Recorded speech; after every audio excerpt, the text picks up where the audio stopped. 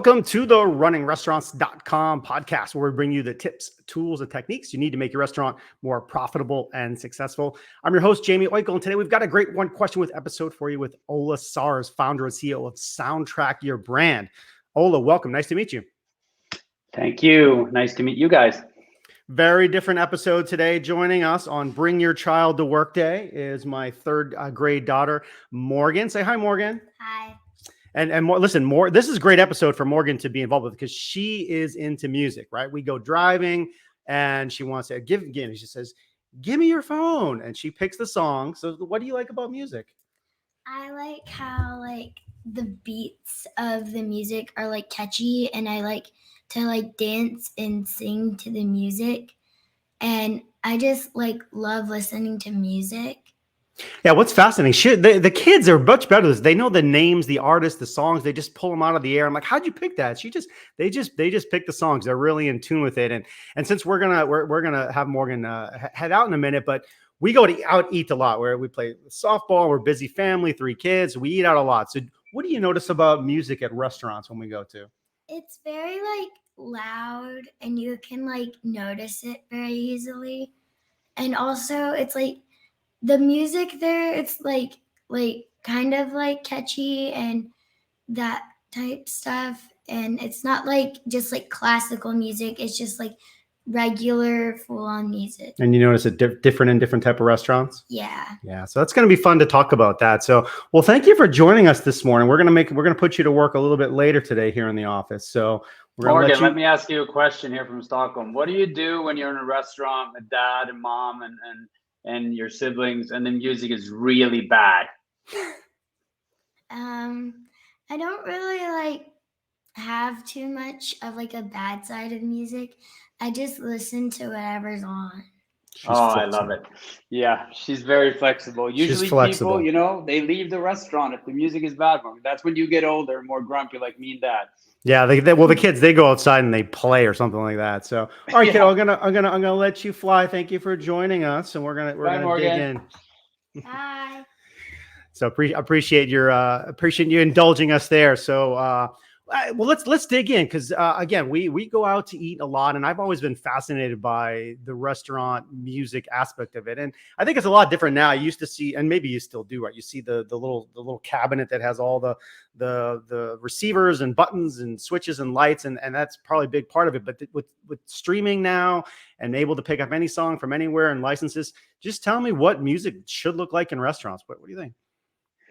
Well, it depends on the restaurant, right? So the whole thing is that today with streaming technology, and I come from the consumer side, and I started Soundtrack with a very, very simple ambition to bring the power of music to entrepreneurs, and restaurant entrepreneurs are always right in the middle of that because music is such a central part of the experience. So the first question is obviously, like you do with any type of brand, or if you're building a business, you're thinking about, what's your brand about? What type of customer experience do you want to deliver? So there's no right and wrong in terms of music. It's right and wrong in terms of what experience that you want to deliver. So if you're running a crossover Asian kitchen that's pretty fancy in Miami, then probably that's sounding completely different than you and me running a burger joint in Stockholm, right? So it's back to the entrepreneur and what type of brand experience that they want to deliver. That brand experience is then translated into the soundtrack or the music. And so hence it will sound different depending on what type of business and what type of customer experience you're trying to deliver.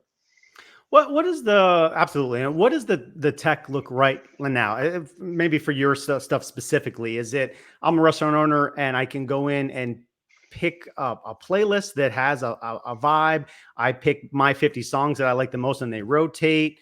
What are some of the options? So first of all, I mean, we've all been trained by Apple, Spotify, Amazon as consumers, right? With streaming being, there's this completely new notion that you can access all the music in the world at your fingertips. And then you go and you run your restaurant and there's no option really, because there hasn't been a streaming option. Using Spotify, Amazon, or Apple is actually illegal. It's right. It's the same IP violation as using a Netflix account to open a cinema. Or if you're running a sports bar, you got to pay for the business license. You can't just go and use your Fox account and show the MMA fight or the NBA game. You got to get a business license first of all. So that's obviously the first, I would say, legal prerequisite, or technology enablement and legal enablement. And then once you get a legal service in there, for example, soundtrack.app or soundtrackyourbrand.com, you download that, and then all of a sudden you're faced with the challenge of delivering the right music at the right place at the right time. You might have 10 restaurants, or you might have one restaurant. So then you got to start with that exercise in terms of, what's my brand about? What's my customer experience about? What does that sound like?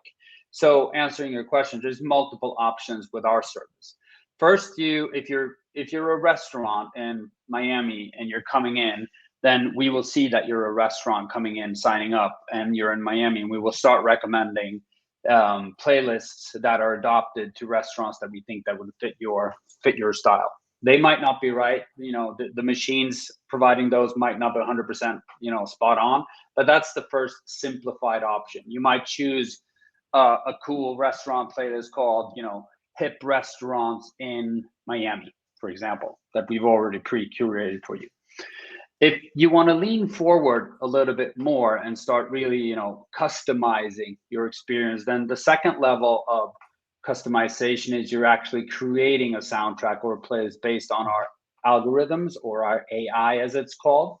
And that use case could be, you can start feeding us with brand prerequisites or brand values. You can say, I want to have house music and electronic music and lounge music from the 80s, 90s, 2000s that are elegant but progressive.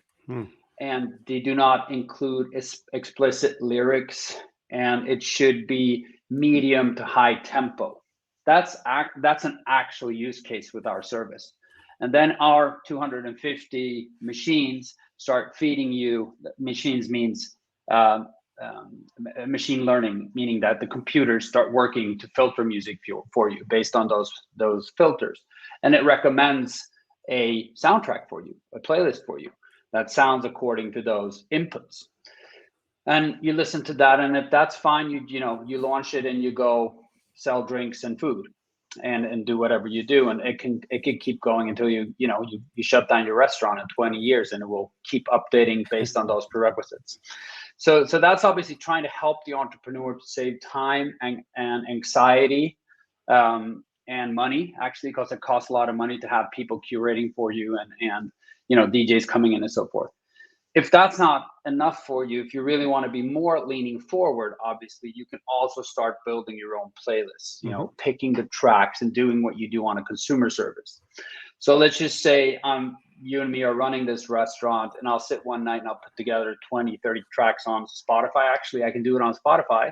And then I import that playlist into Soundtrack one-to-one, and it's legalized for business use. So we license all of that music directly in real time for us. So then we have maybe our lunch playlist. Maybe that's 100 tracks that I put together. Then you sat at home and you did the dinner playlist as well on Apple Music, for example, and you import that. And then we kind of start putting together our work week. So we have a scheduling software where you do a music schedule. So you can put playlists into different time slots depending on how you're running your business or what customers are in there and what type of experience you want to deliver over the work week. So we offer the most simple use case, picking a ready-made soundtrack or a playlist, right, all the way to customizing every little experience through the whole work week, exact on the track that you want to play, if that's what you want to do. And then on top of that, obviously you can control all your restaurants. If you and I would have 20 restaurants around the world from one control interface. So we would sit in Orlando, and we would control restaurants all over the US from one interface. So we can decide what's playing in Boston, in Miami, in San Francisco, in LA, in Stockholm, Munich, Barcelona, in real time from one instance. Yeah, the flexibility there is incredible. I think the ability to just be basic and pick a playlist, that's a good start. I like that second one where you were given a whole bunch of criteria and letting it then spit out the songs. I think that's kind of neat. And then, yeah, if somebody really wants to get granular and they want to have certain songs in there, pick it and so forth. And I know people do that to have that option as well. Is it also, back to the apps, thumbs up, thumbs down, like, and will your algorithm take into account that feedback? You can trim it over time. Yes, you can do whatever you like to train the machines. You can even open up for customer feedback if that's something that you want to do. That's an option on our API. But I think my learning, and I've never been a restaurant entrepreneur. I've been working in restaurants through my life, but I've never been a real entrepreneur. But learning about restaurant entrepreneurs has been amazing because they are so precise and they're so good at figuring out what type of experience that they want to deliver, and they're so forward leaning. I didn't think so when I started this company. Interesting. And started learning about music and business, but really the restaurant entrepreneurs are the most sophisticated music curators, and they know what they want. So you can see these restaurant entrepreneurs around the world really kind of putting together the perfect week. And they prepare it and they launch it and they fine tune it the whole time. And maybe there's an event on Thursday and then they got to quickly change, for that event because they want to have a specific theme. And what I've also learned is it takes so much time to do this. So just saving time for entrepreneurs is probably our most important proposition because they got so much else to do, planning staff, everything the whole week. So if we can save them 5-10 hours a week, then I'm really happy with the service that we provide them. Yeah, restaurateurs wear so many hats. It's an incredible job. One thing that you brought up with Morgan even earlier was the volume. What feedback do you give restaurants and bars about volume? It's a delicate balance of wanting to be in the soundtrack, but also not be above the conversation. What thoughts do you share? I mean, all the aspects of delivering a music experience are important because it's one of those typical things where I could say, and I've talked to probably 1,000 entrepreneurs now just learning about it.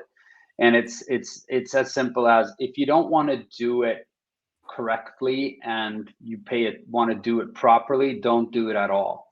Because the worst thing you can do is not everyone is as forgiving as Morgan is. So I would say a lot of people are not. So how many times have we not walked into a restaurant and the sound is terrible? It's bouncing, it's too high, it's dist, and it's like, I can't believe this great restaurant isn't paying attention to this. Obviously, I'm a little bit, disturbed because I'm working with it and I'm always listening. But so answering your question, volume is a very important component, and you need a professional audio setup in terms of setting up speakers and acoustics. It's worth it, bringing in a local audio dealer to actually set it up because it ruins the whole experience if it's terrible. I mean, if you've spent $1 million to create this amazing restaurant and design and chairs and staff and everything, and then all of a sudden the music is terrible and it's bouncing on the walls, I mean, it's all destroyed in my opinion. So yes, audio and acoustic setup is very important, but most importantly, together with choosing the right music at the right time. Right. Question for you. You've mentioned Spotify, and I see or saw on your LinkedIn profile a reference to Spotify Business, a reference to Beats. Talk about your background in music. Yeah, no, I've been doing this for a while. So this is my fourth music startup. So I've been involved in a bunch of startups before, including Beats Music, where I was a co-founder, and we sold to Apple. And then I moved home back to Sweden, where I'm from, and started Spotify Business together with Spotify, which was the business arm of Spotify. And then I pivoted out of that and moved that into becoming a completely independent company because it needed to be its own. It's so different than the consumer service. It's like you're trying to build a truck inside a car company. It's